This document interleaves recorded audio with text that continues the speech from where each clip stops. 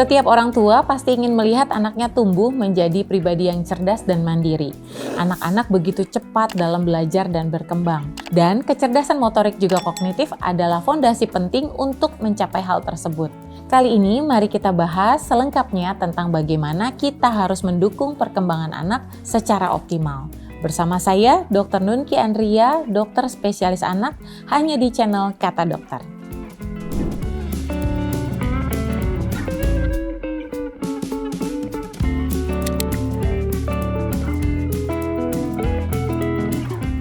Kecerdasan motorik adalah kemampuan anak untuk mengontrol dan mengkoordinasikan gerakan tubuh dengan baik. Kemudian, kalau kecerdasan kognitif adalah kemampuan anak untuk berpikir dalam menganalisis, mengidentifikasi, menilai, dan memecahkan masalahnya.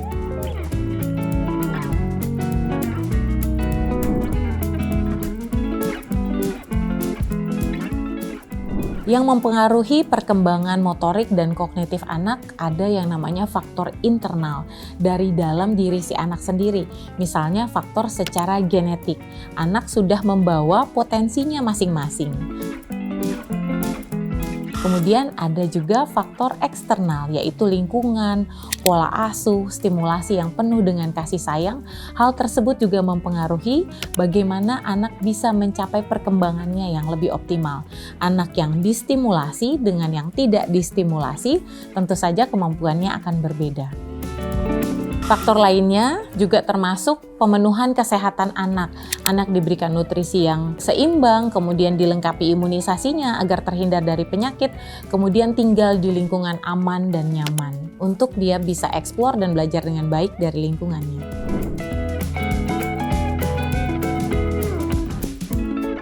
Perkembangan motorik terbagi jadi motorik kasar dan motorik halus. Untuk motorik kasar berkembang dari arah sefalokaudal. Apa itu sefalokaudal? Dari kepala hingga ke ekor. Kaudal artinya ekor, berarti artinya perkembangan motorik kasar dimulai dari kepala dulu kuat, kemudian leher, punggung, kemudian pinggang, bokong, paha, tungkai bawah, baru ujung-ujung jari kaki. Sehingga menstimulasi anak untuk motorik kasar harus sesuai dengan arah perkembangan motorik kasarnya.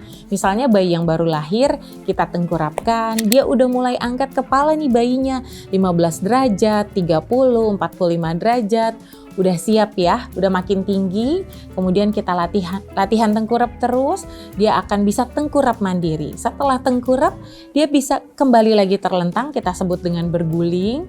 Nanti sudah mulai kuat dari arah atas, misalnya punggung atas sudah kuat, pinggangnya sudah kuat, kemudian bokongnya menjadi kuat. Anak kemudian belajar duduk. Setelah sudah bisa duduk mandiri, dia misalnya bisa pull to stand, angkat badan ke posisi berdiri. Setelah bisa angkat badan posisi berdiri, mulai rambatan, berjalan mendorong, kemudian berjalan tanpa bantuan.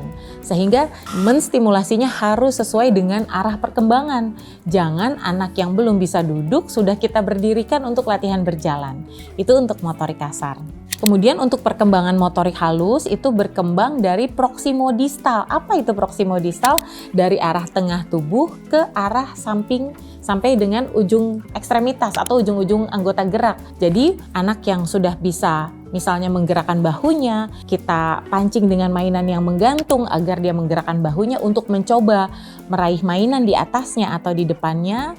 Nanti ketika sudah bisa meraih, kemudian menggenggam, kita latih ke menjimpit. Kita berikan mainan atau makanan yang kecil-kecil sehingga anak mulai bisa menjimpit. Setelah bisa menjimpit, kita latih lagi untuk menggunakan alat, misalnya menggenggam garpu untuk menusuk buah-buahan atau menggenggam koin untuk masukkan ke dalam celengan dan seterusnya.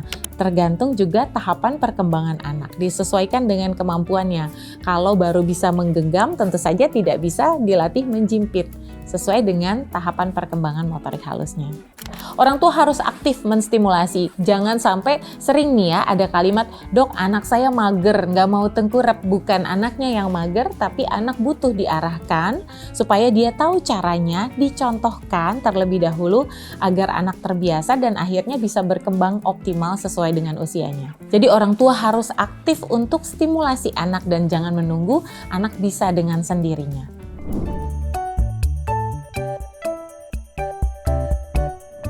Cara tepat untuk merangsang perkembangan bahasa sebenarnya mulai dari dalam kandungan. Ibu-ibu yang hamil ajak ngobrol bayinya ya.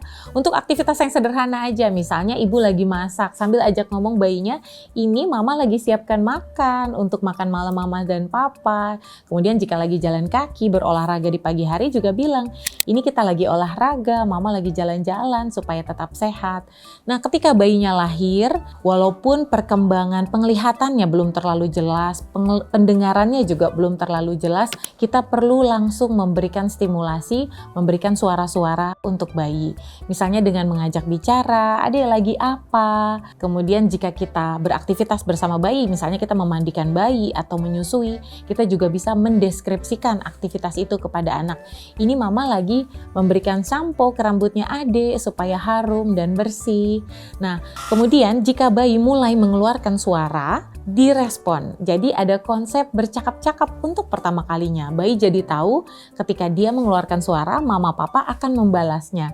Dan hal tersebut mulai berkembang sampai akhirnya nanti terjadi proses pengeluaran suara yang bermakna. Anak mulai jadi babbling, misalnya jadi mama, papa. Nanti menjadi satu kata tunggal bermakna sekitar usia 12 bulan. Spesifik memanggil mama atau papa saja.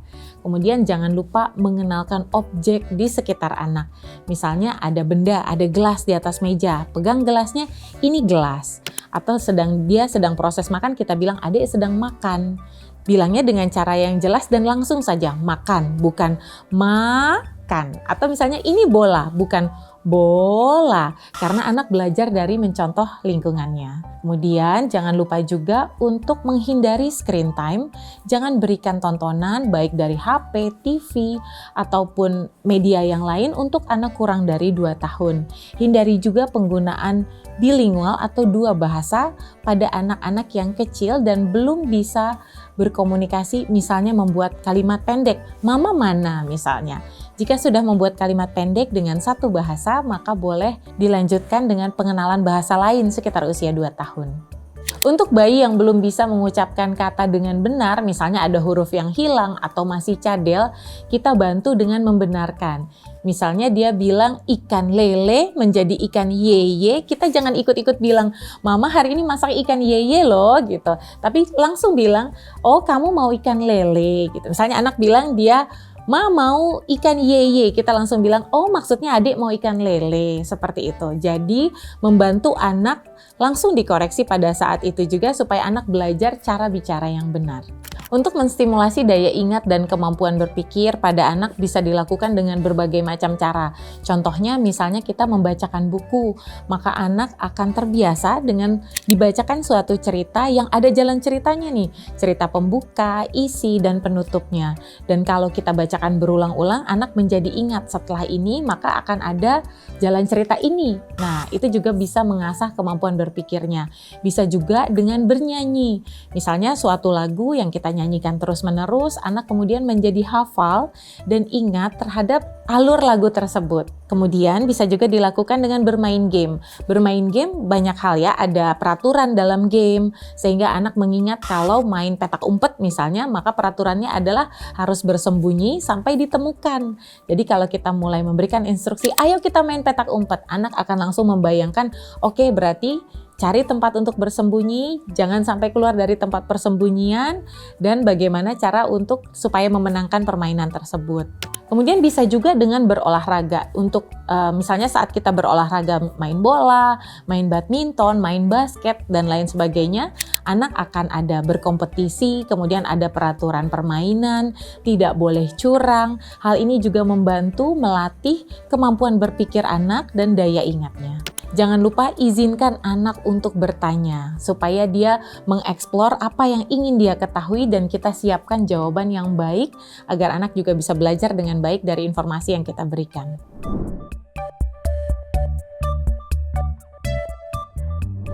Sebelumnya kita harus bedakan dulu hiperaktif atau aktif, misalnya berdasarkan kelompok usia. Untuk anak usia 1 sampai dengan 3 tahun, kelompok usia toddler memang sedang sangat aktif, kadang-kadang sampai orang tuanya kewalahan. Soalnya mereka lari, loncat, manjat, semuanya mau dipegang, semuanya mau disentuh. Nah, ini adalah hal yang normal karena bagian dari eksplornya toddler ini. Dan cara kita adalah dengan mengawasi dan mengarahkan permainan supaya anak lebih terarah belajarnya. Kemudian kita juga bisa menarik perhatian mereka dengan main bersama anak atau menggunakan alat-alat yang tersedia di rumah, misalnya memukul-mukul baskom atau mangkok, membuat bunyi-bunyian supaya mereka mau mencoba dan lumayan ya bisa duduk manis saat anak sedang eksplor mainan yang ada di rumah.